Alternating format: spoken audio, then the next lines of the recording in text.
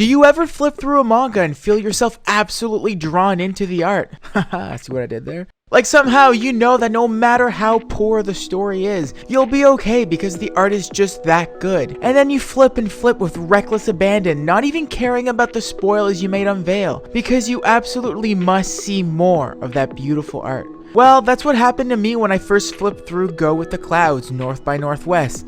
That's a hecking long title, so from now on, it'll be known as Clouds. I was immediately sold on this series. I hadn't even read the back summary thing, but I was still certain that I wanted to own this book. Bad story be damned, at least I was going to have beautiful panels to flip through every now and again. But you know what? Clouds offers an incredible story to match its art, and boy do I have lots to say about it. So with that being said, let's talk about Go With The Clouds, North by Northwest. Before we get started though, I'd like to welcome you to MangAnalysis, where I do little reviews of some of the manga I've been reading. And if you like what you see, consider subscribing, giving it a like, and maybe type down a comment. Let's get talking. Clouds, written and illustrated by Aki Irie, follows a young lad named Kai Miyama as he ventures the frigid lands of Iceland. Kai works as a private investigator, taking odd jobs such as, please find my dog, or kill my husband, I think he's cheating on me. Kai is not your typical private investigator though, as he doesn't work alone. He works with his best friend, his car, and I do mean that literally. He talks to his car and it talks back to him. Well, communicate is a better word. They communicate with one another. Actually, it's not just the car. Kai communicates with any and all electronics. Neat! He also has a fear of women and a missing younger brother, which I think we can all agree builds the foundation for what can only be described as a fascinating premise. As he looks for his younger brother, Kai finds out that he may be keeping a secret of his own. So as per usual, I'll now be delving into some of my favorite things from this manga. The first, obviously, is the art. I just can't get enough of it. The landscapes and backgrounds are to die for. Sometimes you'll come across a manga that excels in one thing at the expense of the other parts. Sometimes the characters are incredible, but the backgrounds are lacking. Or sometimes the backgrounds are great, but the characters, look like they could have been drawn by my 4-year-old little brother. I don't know. Is it a style choice? But Aki Irie does it both exceedingly well. You can spend most of your time just gazing at the panels, absorbing all the information and detail presented, and you'll still want to come back for more. Funny enough, the characters are drawn with a little bit of a retro shoujo vibe. The eyes and noses are akin to something you might see in older manga like Sailor Moon or Cardcaptor Sakura, which I'll be honest, isn't something that I typically like. But in the case of Clouds though, I don't mind it one bit. The characters, as cartoony as they may be, all look varied and different, but the props and the vehicles and the backgrounds are all drawn really realistically. Sometimes that sort of mesh of style doesn't work, but in this case, it's amazing. I will say though, the landscape pages are my favorite part. Typically, I'm more of a guy that likes to, the pages with a lot of plot development or character interaction, but those landscapes are just beautiful. I really do feel like I'm looking at Icelandic scenery, and I've never even been there, but they make me believe that that's what I'm actually looking at, and I love that. Speaking of Iceland, this manga is essentially a travel tourist guide to Iceland. What do I mean by that? Well, for instance, in the second book, no spoilers, don't worry, Kai's old friend comes to Iceland to visit and he spends more or less the whole book showing him cool places and giving him the best Iceland experience you can get. And you know what? I'm not even mad about it. Typically, when an entire book is spent on exposition or non-plot related stuff, I'm not super jazzed about it. But this was honestly really cool. I've always wanted to go to Iceland, and this was a great way to get to know more about it.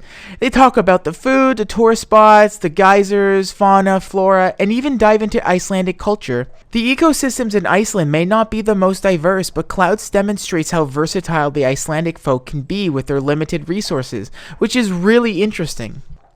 So we talked about the art and the welcome touristic feel of the series, but what about the story? Well, I'm here to tell you that it is very intriguing. At first glance, the story's pretty simple. Kai is looking for his brother. Okay, cool. But man, the pacing and tension built is flawless. I don't want to spoil anything, but you find out eventually that Kai's brother also has an ability of his own. But his is quite different. And I dare to say, dangerous.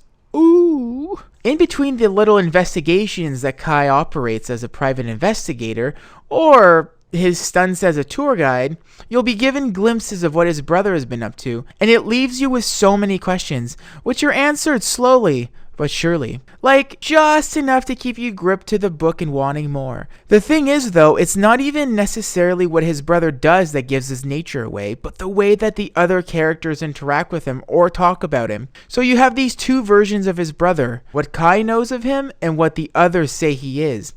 It builds up this question like, which version is the real one?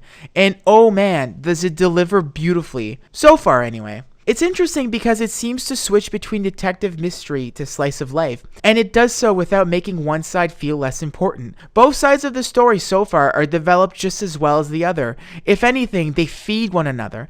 The contrast between the feel-good mundaneness of Kai's everyday life and the high-tension level of his brother's intrigue really feed one another, and as the reader, I can confidently say that I'm here for it.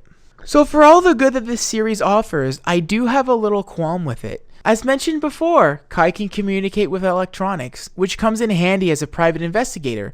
For example, if someone is missing, well, all he has to do is touch one of his or her electronics to find clues as to where they might be or have gone. Pretty cool. The problem is his powers aren't that present in the books. Like they are, but not as much as you'd think. It's almost like the author sometimes forgets about them, then remembers, shoves them in the story, and then we don't really hear from them again for a little while. I would rather have this than have it shoved in my face at every panel, but it still feels strange to build up these abilities and then use them so little. This becomes increasingly alarming considering that his brother's abilities are getting set up now. So is the same going to happen with him? Or maybe perhaps Kai's abilities are going to come back into importance to contrast his little bros? I'm not sure. All I can say is that I wish they had maybe a little bit more of an importance in the everyday stories that are happening. With all that said, I'm still all about this series. Can't wait to see more. Speaking of which, what am I looking forward to with this one? I'm definitely hoping to see more of Kai's and his brother's abilities. I'm at least hoping that Kai's start to have more of a major role in the story. So, do I recommend this series? Absolutely. This really is a treat like no other. Not only does it deliver a great story with intriguing twists and turns, but the art is fantastic. Solely based on the art, I would feel very confident recommending this to people, especially fellow artists. It's definitely some of the best art I've ever seen in manga. So essentially, if you like manga, or you're trying to plan a trip to Iceland, or just to get cultured up, well, this is a great opportunity to do so, and I fully encourage you to pick up the book and read it. And I guess for those of you who don't like leaving their rooms or their apartments, which is fair, the mystery detective vibes should be enough to grip you to your seat. Well, that was Go With The Clouds, West by Northwest. I hope you enjoyed this little review, and if you did indeed enjoy it, consider subscribing. This was MangAnalysis, and I'll see you in the next one.